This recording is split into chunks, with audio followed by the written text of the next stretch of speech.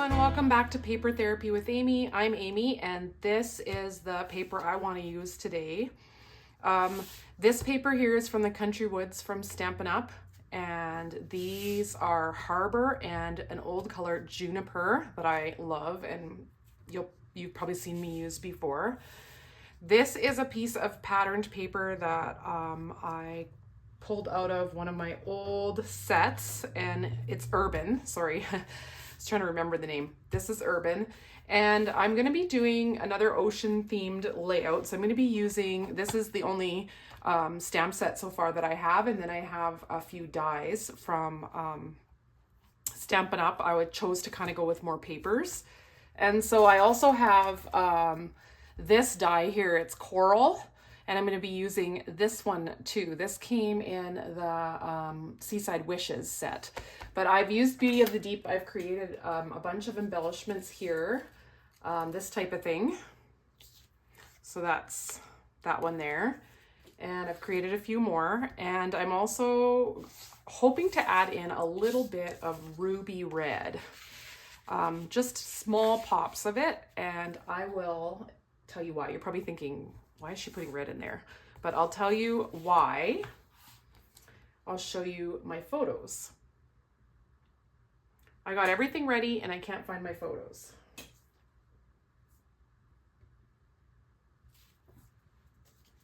All right beside me.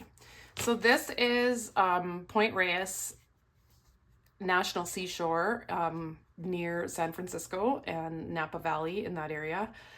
And there's some seals here on the beach, and this one here.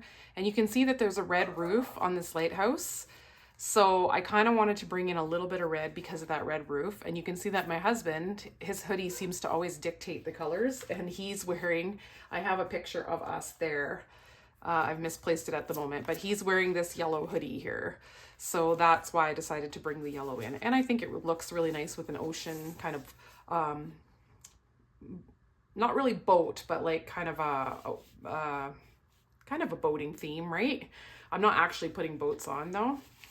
So I already decided I want to have a bit of a frame around this layout. So I've cut these down slightly. One reminder I wanted to give you was, if you are going to do a layout like this, so this is this sheet, just to let you know. If you're going to do a layout like this, you have to remember to cut, I cut a 1/2 inch here and a 1/4 inch here, because otherwise one of them will be this way and one of them will be this way, and that's not going to look so good. That's if you're doing the frame on 3 sides. If you're doing it on all 4 sides, it doesn't really matter. So I'm going to be using this to frame it, and this is my Harbor. So those are going to go on like that, and we're going to just get them adhered down and then adhered onto the Versamat too. Always easier to work on the Versamat. Except for embellishing. I find I like to embellish off the Versamat because I like to have the pages right together for that part. But that's just me. I'm going to anchor on the edge of this too, because I think it really defines the edge, especially on this wood grain where they've got it kind of darkening in spots. So I'm going to use, I have an old charcoal ink pad I use for that, and then I have a new charcoal ink pad that I use for the actual stamping. And I do most of my inking in charcoal or espresso. Once in a while I'll use toffee, but generally I don't change colors.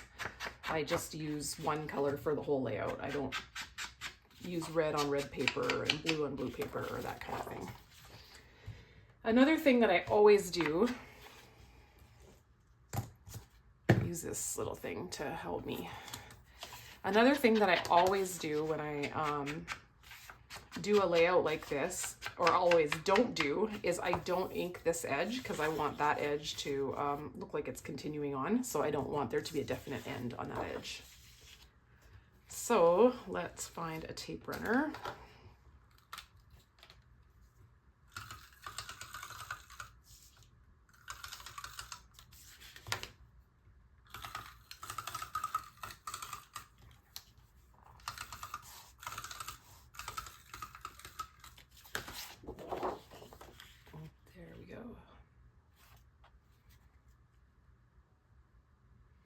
So this helps because you can go to the 1/4 inch there, and then you know you have that correct. Then you kind of eyeball it from there, make sure it looks all right. There we go. So that's one done. And then I'll bring in my other one and do that one. I have drawn out how I want the layout to go, and I kind of was inspired by Pinterest. I saw a page that had like 3 photos going across here, and then a kind of a bigger cluster here with the title on this side, and it really intrigued me. But then I kind of put several layouts together because I didn't like how the photos were arranged on this side. So I wouldn't say I had any one layout that was my inspiration, but I am going to have these 3 coming across here. Maybe, I'm not completely sure yet, or if I'm gonna put this one in the center. And then I'm going to, on this side, have this, my husband's looking this way, and like this. And then I have like kind of a focal photo. This is the one I couldn't find earlier of us. And I do want to have this pushed up against the inside. I just really like that look. And I think I'm gonna shrink these down. I think they can easily be trimmed down to fit. This is actually whale teeth here, believe that or not. And this is whale bones. And these are not whales. These are, here, I can give you a closer look. Those are elephant seals. So I'm gonna trim these down so they actually fit flush in here. So now, a couple different things. I do want to kind of add some, differentiate a little bit. So I'll probably, when I cut these down, maybe put either a white backing or something to trim around at least one of the middle one, maybe just to make it, to separate them a little bit. I chose not to do the white border on these because I wasn't sure how I was going to lay them out, and I didn't, I've told you before that I have to share that middle border all the time. It's tricky. So I decided this time to just maximize. And I knew I wanted true 3x4s this time, not 3x4 with a border. Okay, so I have that. So one thing I did get ready was I knew I wanted a white mat behind these ones. So here is, I've cut 3 of these out from behind the pictures because what's the point of having all that white daisy wasted behind there. So I did that. And this has been distressed too. I actually found my close to my heart distress tool of old. Oh, it's age old. There's going to be more people that say, I have one of those. Oh, I think I also am going to add in another border of the juniper. So let's go like that, and I think that's when it's going to come to a big chunk here that I could use.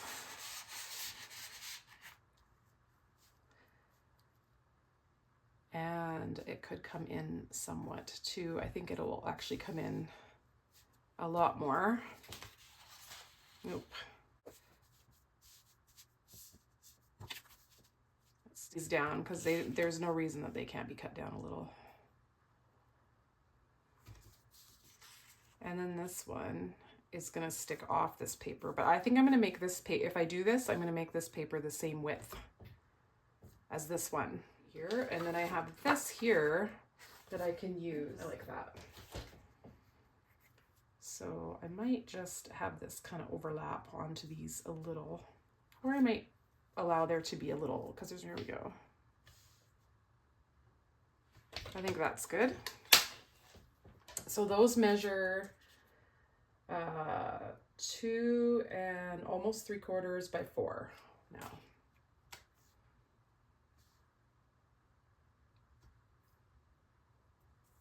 I was thinking maybe just a tiny bit, a tiny trim here, and I'll ink it so that it's not quite so noticeable. There's going to be a lot of layers on this one. And then I'm thinking of a piece here so that it looks like it comes to the bottom too, although I was thinking of doing the title in this, and I'm hoping to use these letters, which were the ones that were so sought after. They're sold out now, from Close to My Heart. So I cut that one piece in half so I could tuck it in behind and have it continue on to the other side of the page. Since you don't see any more of it, it doesn't really need to be as big as it was. I did consider having another piece come down at the bottom so it looked like it went right through behind. And in hindsight, I think I maybe should have done that because I struggled a lot with that thick line of yellow at the top and ended up making it smaller later on down the road. But I'll show you that later. For now, this is kind of how I left it. In order to have yellow all around the page, I'm going to use this small scrap that I have left to cut out the inside of the letters for the title. So I'm going to try doing a few strips of this, and we're going to... I think I'm going to do, Jessica does where she distresses it by using a piercing tool to cut it. So let's try that. So with the two passes of the piercing tool, you can kind of cut it in the groove here, and that makes a real rough cut, which is kind of what I was going for. I wanted it to look kind of rustic because it was kind of a rustic place. I also sanded this piece to show the white core and make it look a little bit more distressed yet. I created all my own embellishments for this layout, and most of them were created with Stampin' Up stamps. I did use this particular stamp set. It is a Lighthouse stamp set from many years ago, and I created this tag to add here, and that's part of my title embellishment cluster.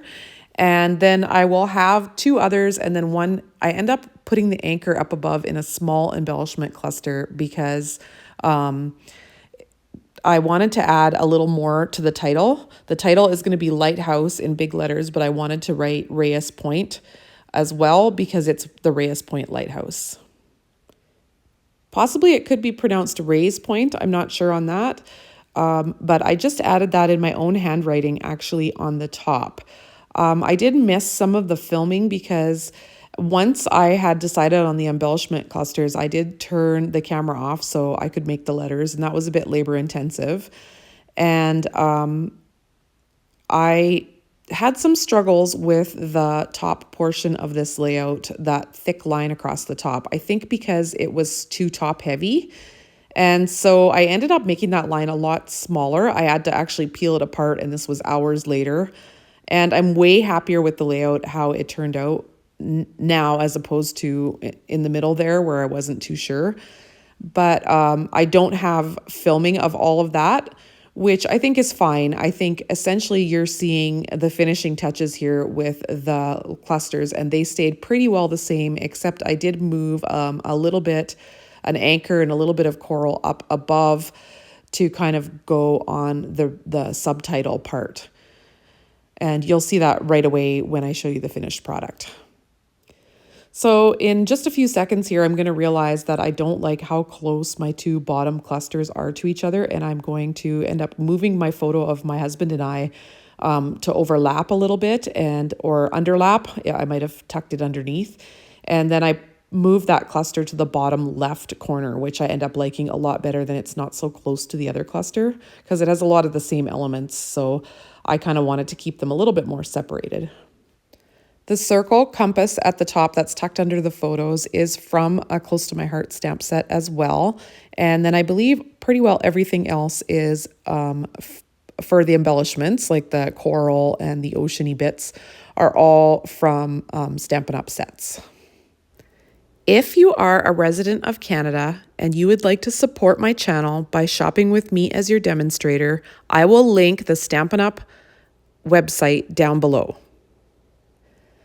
I will list all of the items that I used, and you will enter them in at the Stampin' Up website, either by number or name, and add them to your cart. When you are ready to check out, you will enter a host code here. When you enter this host code in, I should automatically be chosen as your demonstrator. I'll also list that host code down below in the description box so that you can copy and paste it. That's a lot easier than trying to remember those letters.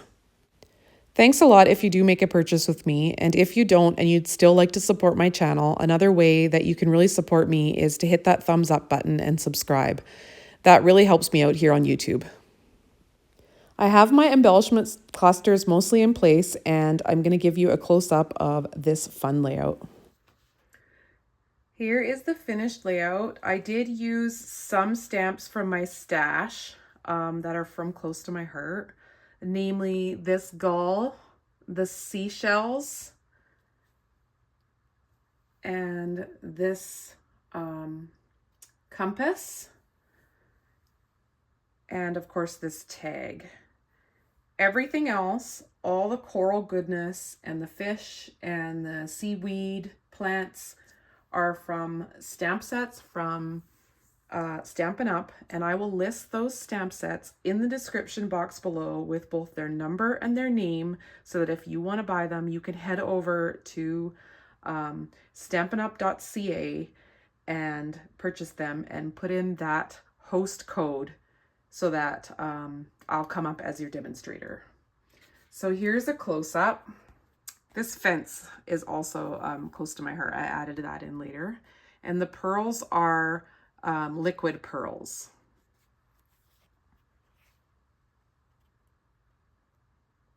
So fun to layer all this coral, and often with this one piece of coral you can see back here, I would cut it in pieces and tuck it behind in different places. And there was these little pieces and this little piece as well here. I just cut a whole bunch out, so I had a lot to work with.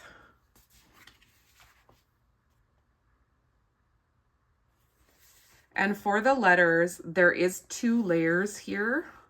I've just put in behind the outline in yellow and the inside in Harbor, and then like inverted them in behind so that they're raised up from the page a little bit. I did not raise this one up because it was already raised up on the tag. And then here's that title. That's just handwritten. So it's Point Reyes National Seashore Lighthouse. But it may be pronounced Rays. I'm not 100% sure on that. So that's my finished product, and this is a very different color scheme with very similar stamps and oceany. The other one was more beachy, and this one I tried to make more nautical. That's the word I was looking for in the beginning of this video when I kept saying, well, boat, but not boat. I meant nautical. So this is kind of my idea of a nautical kind of layout, incorporating the corals. I had a lot of fun creating this, a little bit of frustration because it definitely, this thick line up here of this paper was really, I struggled with that because it was just too heavy and making too much weight on the top. So I liked having it thinner, and now the letters of the title here seem to bring more weight to the bottom, and I like that a lot better. Thanks again for watching, and we'll catch you next time here on YouTube. Bye.